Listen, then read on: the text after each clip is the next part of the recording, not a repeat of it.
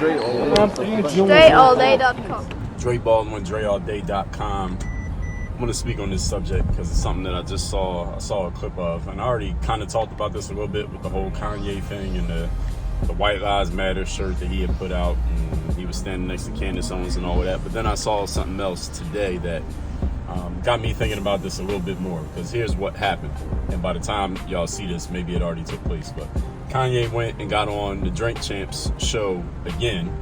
I think it's his third time on the Drink Champs, and he was talking about the whole Candace Owens documentary. She put out this documentary basically trashing Black Lives Matter, which is fine. I mean, a lot of people have trashed Black Lives Matter. I have trashed Black Lives Matter. The movement, the organization, whatever. And people trying to separate, oh, well, I'm not a fan of the organization, just the idea that Black Lives Matter. That's not new. All right, we don't need to, and you don't need to announce that Black Lives Matter to prove that you're black or that you're with the cause or whatever the fuck people are trying to say. But here's what I saw that actually made me turn on the camera and say what I'm about to say right now. Kanye was on Drink Champs, which is a podcast by NORE and DJ EFN down here in Miami. And the whole episode, I guess, is not out yet, but again, it might be out by the time y'all see this. There was a clip. It was like a 2-minute clip, and Kanye is basically narrating some things that he saw in the documentary that Candace Owens put out that just came out like last Thursday.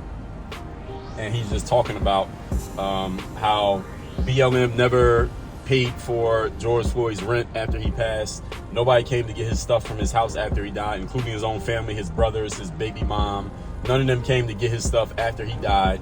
And they basically used him to make money. BLM used him to raise money. The lawyer, Ben Crump, used him. Everybody used George Floyd's name to get some attention for themselves. And any of you who donated money to BLM, you know you donated money to the transgender movement in America. None of that is news, at least if you saw the documentary. If you didn't see the documentary, go watch it for yourself. It's worth the investment of your time. Go see the documentary and you can find this out for yourself. But that's not even the part that got my attention today.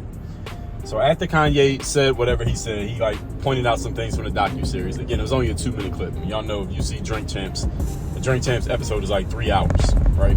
So in this clip, Kanye says that, and then NORE, who's formerly known as Noriega, the rapper, before he became a podcaster, he starts pushing back on Kanye, like, yo, Kanye, I fuck with you and all that, but, they're killing us every day. No, you can't be saying White Lives Matter. We already know that White Lives Matter. We got to assert that Black Lives Matter. We had to assert that Black Lives Matter because they're out here killing us every day. That was the phrase that Noriega, or NORE, N-O-R-E, used when he was pushing back against Kanye. And what's going to happen here, I already know what's going to happen.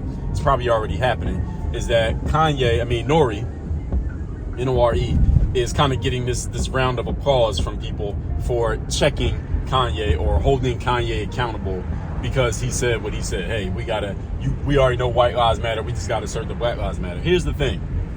And it's something that I thought about before I even put this out. I tweeted about it first before I even did this video.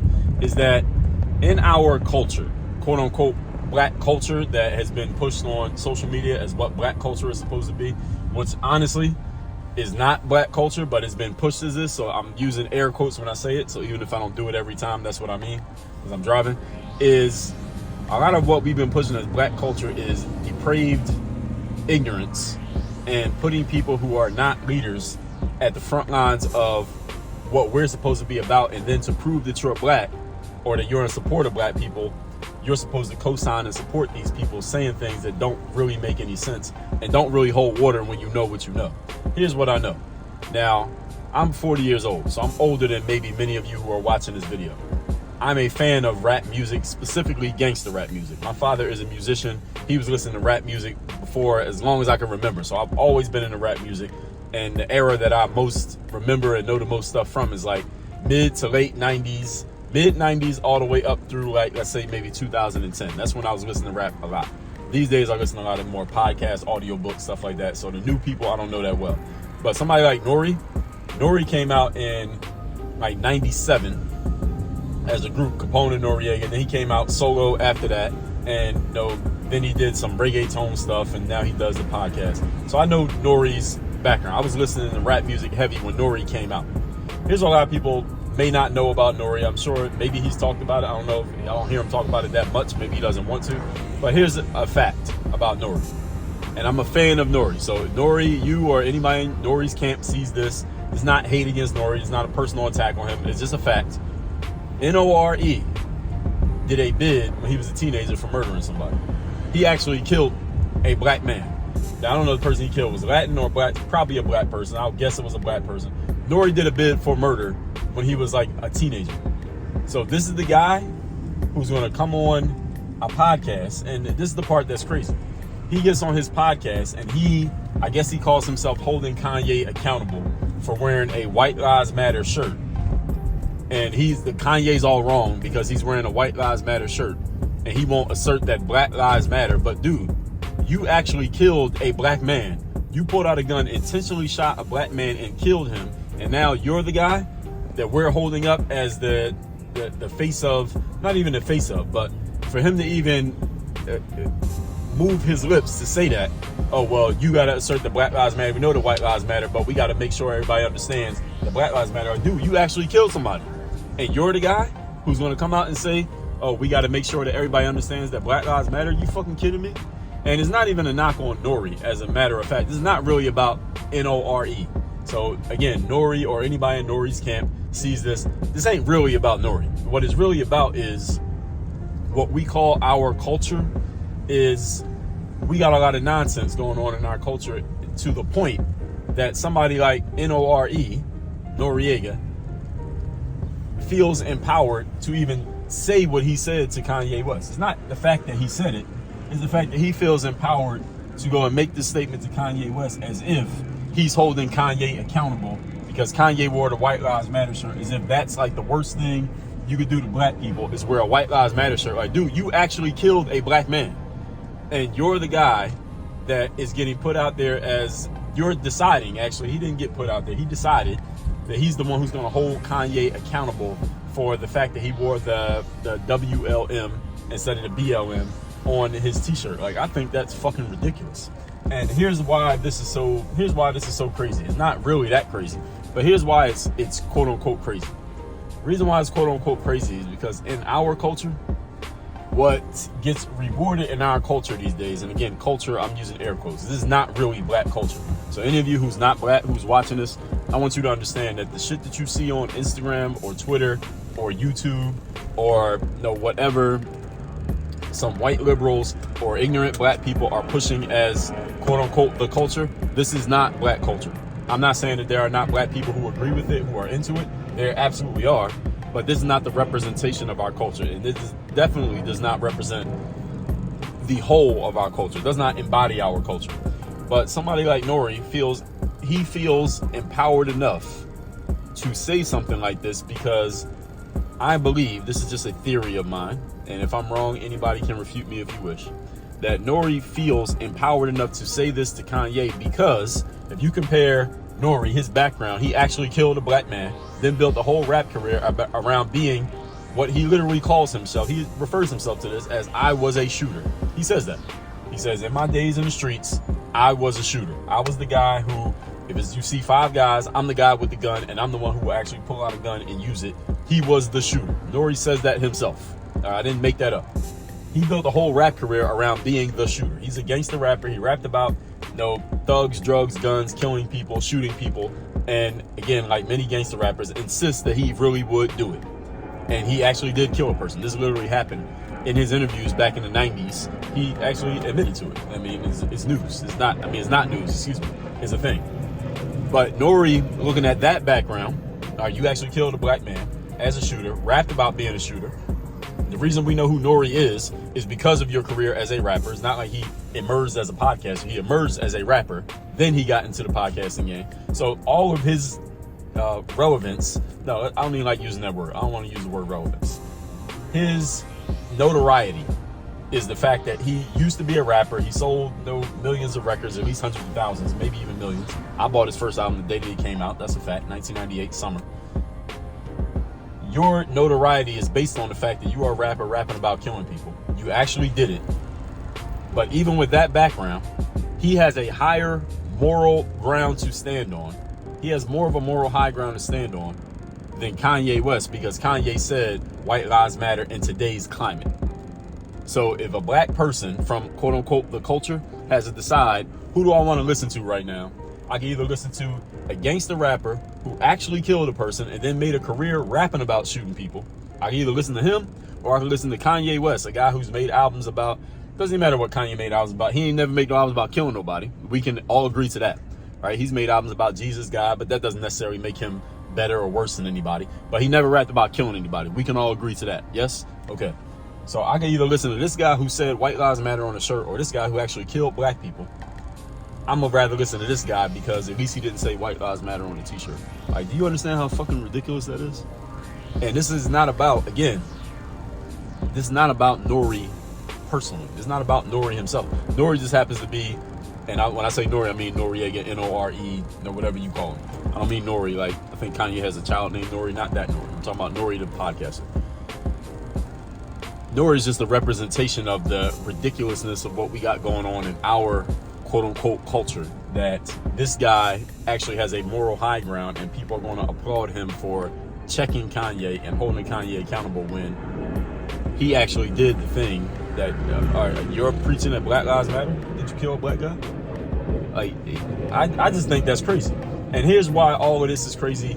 Here's why it's crazy that I'm saying this on video. All right, you want to know why it's crazy that I'm saying this on video? Because there are a bunch of black people.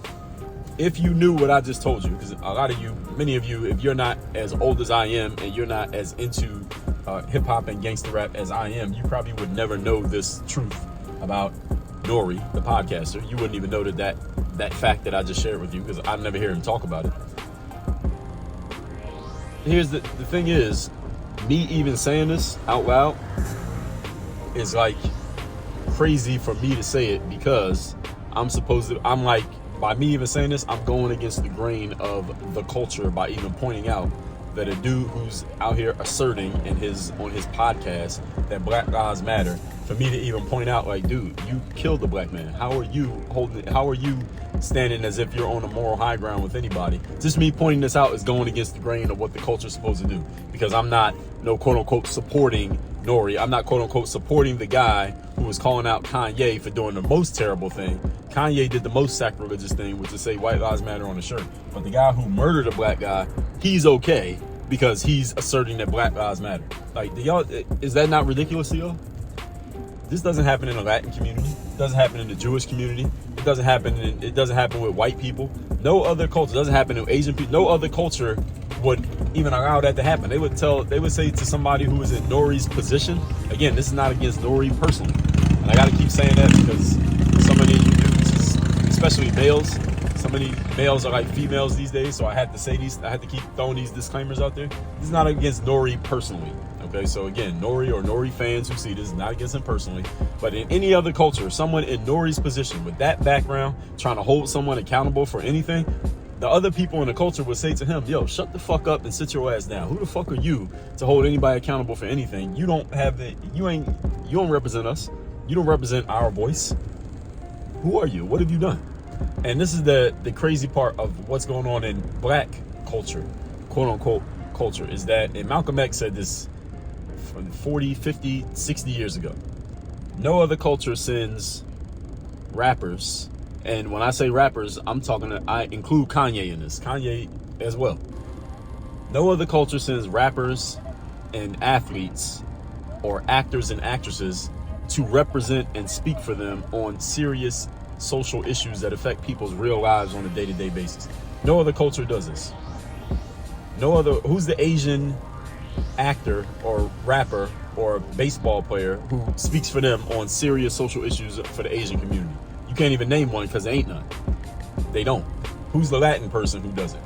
There ain't none. Now, there are famous Latin people. You got Alex Rodriguez, famous baseball player. J-Lo is as famous as it gets when it comes to the Latin community. You'll hear J-Lo talking about social issues that affect the Latin community because they don't give a fuck what she got to say. Because her notoriety is based on her ability to entertain, not on her intellectual gifts. I ain't saying that she's not smart. Again, no diss to J-Lo. She happens to see this. But who else does this? Why are we sending LeBron James or co-signing what LeBron James has to say about social issues in our community? What has LeBron James achieved intellectually that says we should be listening to him on a serious social issue that affects our real community and real people on a real day-to-day basis? Nothing. He has not achieved anything intellectually. Yes, he's given money to great causes. Excellent. Salute to him for giving money to causes. Giving money to a cause is not the same as achieving something intellectually that makes you a thought leader on a certain subject. And we're the only culture that does this. This is a much bigger issue than NORE, Kanye West, White Lives Matter, Black Lives Matter. It ain't even about that. So some people might think it's about that, but it ain't really about that at all. It's just the fact that our culture is lost because we have no leadership. We have no direction. And on top of that, when someone like myself gets the thoughts that I have in my mind, it's like wild for me to even say them out loud because I'm not the only person who has thought this. Like, if you knew what I knew, or even if you didn't know the part about NORE killing somebody, you might still be thinking to yourself, all right, why the hell do we care what a podcaster / rapper has to say about the value of black lives, regardless of his background? Why do we care what Kanye West got to say about it? Regardless of his background, why do we care what a rapper has to say about these things? Why are we so up in arms about that when no other culture even has to have these conversations? That's what I want you to think about.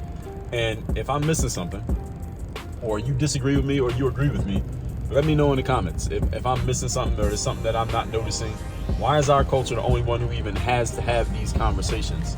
That we're sending these entertainers to speak on these subjects, or the fact that we're given so much credence is given to what these entertainers say about these certain subjects. And the fact that I'm making this video is actually proof of that. The fact that I'm even talking about it, because when Kanye came out with the White Lives Matter shirt, people reacted so strongly. Like, if J-Lo came out and said something, would the Asian community really care that much on some kind of social issue? Would they really care? Or some Asian baseball player came out with something, who would give a damn? Or a Jewish, I don't know, where in entertainment do we see Jewish people? Some Jewish record label executive said something about the Jewish community, and that might not be the best example, because a record label executive is a different kind of job than being an entertainer, like the dancing guy on the TV. But y'all get what I'm saying here.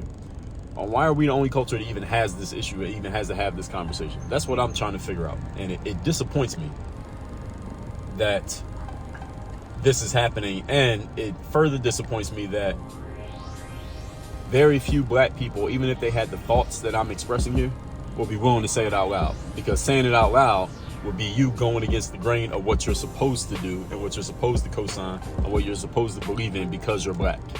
I think that's ridiculous. I personally think that's ridiculous. And I want to know what y'all think. I want to know if any of you even have considered this in your mind. If any of you ever thought about this, have any of you ever talked about this? You talk about this with your friends? Because this is the reason why when people who are outside of our community, outside of the black community, ask, well, what is it that's keeping black people back? I mean, we've been here a long time, right? We've been here longer than the Latin people, longer than the Asian people, longer than who else? It was white people and black people, right? Isn't that pretty much how it started? I might be wrong on those, but we've been here for a long time. We've been in America for centuries. How is it that black people haven't advanced past a certain point? This is the reason. This is part of the reason. This ain't the whole reason. This is part of the reason. Is that we are sending unqualified people to speak for us on topics in which they're unqualified to speak on, but then we sit there and allow it because that's the cool thing to do. And as long as we allow this to be the cool thing, this is the cultural issue, that's where things go backwards. And I talked about this when I talked about gangster rap and things like that. It's not that we need to get rid of gangster rap. I listen to gangster rap. I don't have a problem with gangster rap. It's just that we shouldn't be holding up gangster rappers as the speakers for our community. Same way you look at porn doesn't have to go away, but we ain't putting porn stars up on billboards and saying, all right, they're representing the thoughts of our community. All right, this is the same way we should treat the gangster rappers. They can still make their money. They can still sell their songs. They can still go to the award shows. I will still listen to their music. I will still consume their material. But they do not represent us as a culture. They don't represent our community. That's the only thing that needs to change. And that's not the gangster rapper's fault. The gangster rapper's job is they're in the sales business. Their job is to get attention and get people to like their stuff and listen to them. All right, they're doing what they're supposed to do.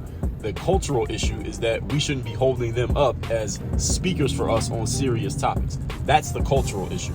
That's not an individual thing. That's everybody in the community needs to understand that, accept it, and then we slowly can root out the nonsense so we can bring in the regular stuff. gangster rappers can keep being gangster rappers, keep making whatever song they want, rap out whatever they want. So when the girls want to rap about having a wet ass pussy, they can do that. It's just that shouldn't be a mainstream message. And some people might say, well, you know, it's the white people who are actually putting the money behind it and promoting it and making it that way. Well, let me let you all in on the secret. The white people who are pushing whatever, you know, let's say you take Wet Ass Pussy as a song. Who was that? Cardi B and Megan Thee Stallion. So when they come out with that song, the only reason the white people went and put a bunch of marketing dollars behind that song and helped make it more popular is because they know that black people were co-signing it. Black people liked it. If black people weren't co-signing that and saying, all right, that's ridiculous, we're not co-signing that, we don't want to hear that shit, don't keep playing that, don't put them on the award show, and we don't want to see that video. If black people responded that way, then that shit wouldn't have kept getting promoted. It got promoted because we responded to it. That's a cultural thing. That's what's happening in our households. That's what are our parents doing? What are your mother and father telling you about stuff like that? That's what that is. That's when I say cultural, that's what I'm talking about. What's happening in the home every single day. That ain't got nothing to do with white people. That's us. What we are doing to ourselves and what we're telling our kids, what we're allowing, what we're not allowing, what we're saying is okay versus what we're saying is unacceptable. That's a cultural thing. And in every other community, that's exactly the way it works. All right, so I said enough on this subject. Y'all let me know what y'all think. Leave it in the comments. Work on your game. Dre all day.